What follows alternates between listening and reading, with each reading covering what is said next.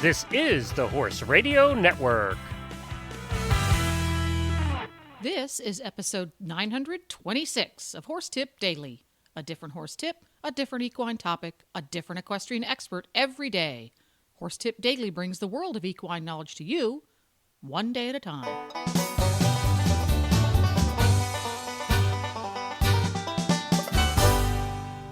Greetings, horse people. Coach Jen here, and thanks for tuning in to Horse Tip Daily. Today's tip is an excerpt from the Horses in the Morning show. Lindsay White of Riders for Helmets joins Glenn and Coach Jen to dissect one of Glenn's famous lists. This one about techniques to help you be safer on the trail. And we'll get right to our tip after this important message from Kentucky Performance Products. This Nutrition Minute is brought to you by Kentucky Performance Products, the company that simplifies your search for research-proven nutritional supplements at kppusa.com.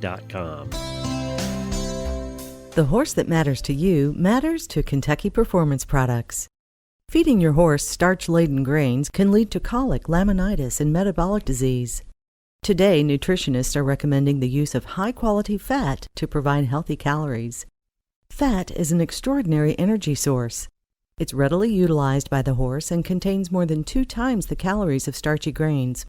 Replacing grain with a high-quality fat supplement reduces a horse's risk of developing health problems. Equijewel Stabilized Rice Bran is an excellent fat supplement. It contains a balanced calcium to phosphorus ratio and won't cause mineral imbalances when added to the diet. Its all-natural ingredients are high in healthy fat and fiber. And best of all, horses fueled by Equijewel stay calmer and more focused on the job at hand.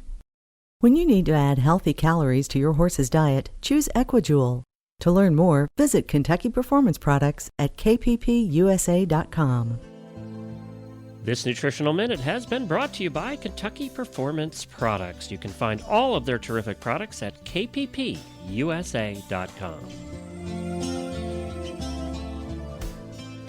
So what have we got next? Are we doing the trail safe habits for trail riding? I believe is it? Yeah, we found this list. I found this list this morning, and Jennifer will have something to say about a couple of these. Most of the lists that you find out there about safety on the trail are pretty obvious, and this one has some obvious things in it. But sometimes we overlook the obvious too when we're going out to ride on the trail. And so I'll go over a couple of these, but there were a couple I wanted to really highlight and have Jennifer talk a little bit on from the training point of view. Now, this one, Jennifer, we have seen this, and the natural horseman will tell you not to do this. And actually, we've had some people on the show that have said this is not necessarily a good idea, that a horse should learn to do this from both sides. And that is tack and untack the same way every time and from the same side. And, what they're talking about is that you do every snap in the same order and every buckle in the same order so your horse gets used to it, and that you don't give them a surprise pinch or a pull or that kind of thing. Yet, one of the things that that trail riders will tell you and endurance riders say is not to do it the same way every time, because you may have times you have to tack up, you may have to dismount on a ride, and then you may have to mount from a different side. You may have to deal with the saddle from a different side. You may have to fix from a different side. That they should be used to both sides. I don't know. Do you guys have an opinion on that? Oh, yeah. Well, okay. I think the point of this, the spirit of the law, so to speak, is that you need to have a engraved in stone checklist. When a pilot gets into an airplane, he goes through a checklist every single time. Because, once you're up in the air, there's not a lot of time or room for error. And I think it's more so than tacking up in the same order, but you need to have that mental checklist when you go riding, that checklist happens every single time you ride and in the same order you ride, so that you're on the trail, you have to get off, you have to do something, adjust, tack, get back on. You have that checklist so that you don't climb back on, and after you've climbed aboard, then you realize that you forgot to buckle something or you didn't do something. And that's the important part of that one, I think. Right. Okay. And then you tighten your girth or cinch 3 times. How many times have we all seen that rider go around and the saddle starts slipping to the side and then the rider is riding under the horse? We've all seen it happen, and it's all because we get a little bit lazy and we forget to do that double check. I'll tell you now, Glenn. I have Yes. memories that are still ingrained in my brain, like a horror story of when I was 4 years old getting onto a fat little black Shetland pony, assuming my mother had done up the girth, her assuming I wouldn't be stupid enough to get on the pony without checking the girth, my putting my foot in the stirrup and promptly sliding underneath the pony, Selwell style. Oh, no! I learned at a very young age, check your girth. And check it 3 times. That's right. And it says the first time you tighten the cinch, that's number 1. You make it fairly snug. You walk your horse and do a little groundwork, or you do the leg pulling thing in the front and, stretching thing, and then you tighten it again, and then you make sure when you're on the horse you do that third tighten. So that's something, but we get kind of lazy. You get lazy or in a hurry or, something, you're thinking about something else, and that one is so easy to forget, and it's probably the most common one on this list. And learn to tighten your girth while sitting on the horse. Yes. Yes. Yeah. And you believe it or not, you can do that in an English or a Western saddle. A little trickier with the Western saddle, but teach yourself that. It's an excellent skill. Next one, Jennifer, you can speak to this. Install an emergency handbrake. Practice the one rein stop. And what they're not talking about just yanking the horse's head with one rein and in an uncontrollable fashion. So what do you do? Like, and obviously this is if you lose for some reason you lose a rein or you lose use of one of your hands. What do you recommend here? Well, it's just like teaching your horse any other skill in that you school the horse so that he learns when his head is brought around to the side to a certain degree, somewhere along the lines of his nose getting close to touching your toe, that he has the physical capability to stop himself and the mental acuity to realize that that's a good thing to do. It's just like training any other skill, like a half halt. And you teach the horse the same way you would to teach a half halt in that you school. You teach the horse that he can give to the bit, to use a Western term, in that you pull the right rein, his head turns right, and that he can stop. Because for a lot of horses, he doesn't realize he can stop his body when his head is in that position. He gets off balance and he's going, oh my God, I can't stop, and he gets panicky.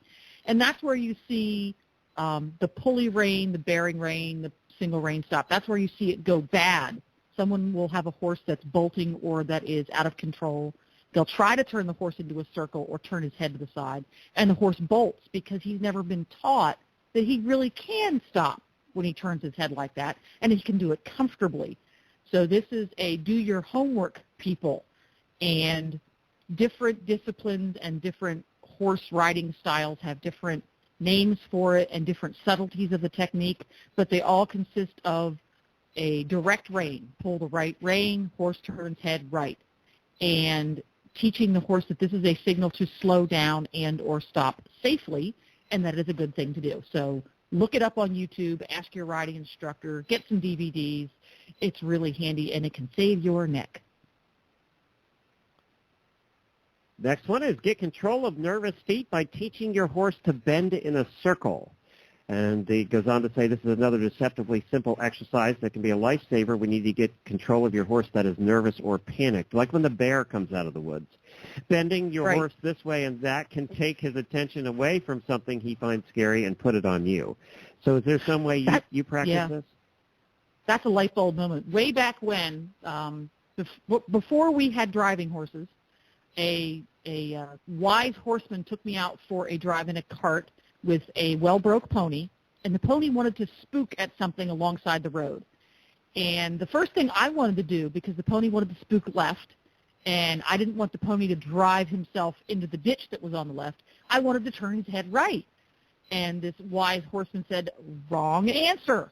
He can't spook at something he doesn't see. Turn his head the other way, which at the time was very counterintuitive to me, because that to me meant, well, that just means the horse is going to spook to the left even faster, when In fact, he was perfectly correct. If the horse is staring at something on the right that he wants to spook at, if you, again, have done your homework and schooled your horse that I can turn your head left and not necessarily run left, it can save your neck. He can't see it. He's not focused on it.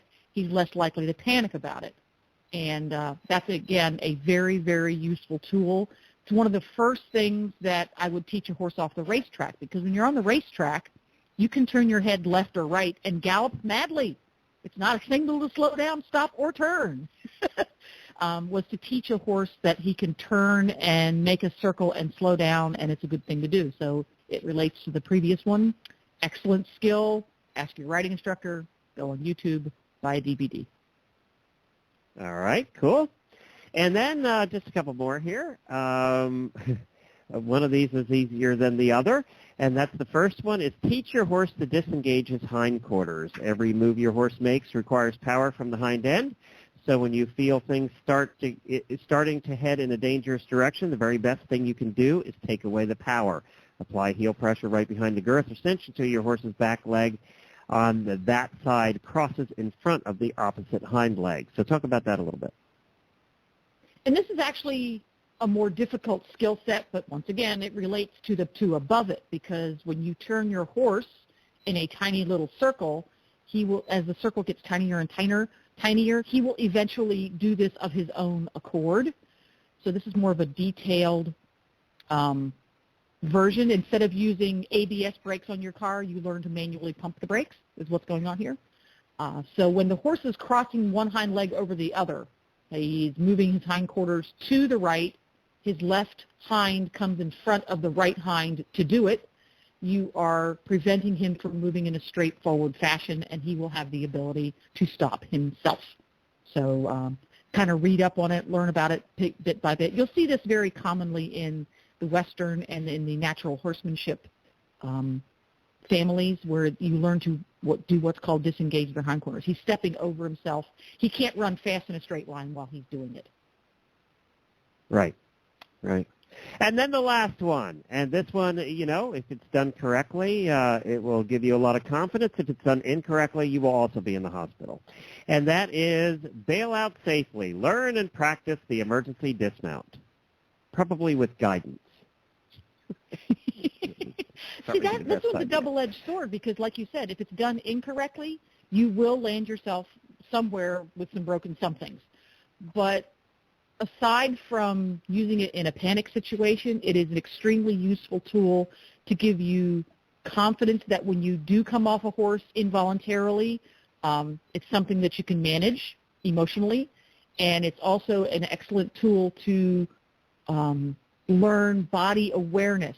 Kind of like when you do balance beam and you're a gymnast, you learn to fall off the balance beam, you learn to jump off the balance beam. It's a similar skill in that once you start coming undone, you can come undone in as safe a fashion as you can given the circumstances. So it is a good skill to have, even if you do not disagree with the bail out when your horse bolts method, which is some people buy into that, and I can argue both sides of that.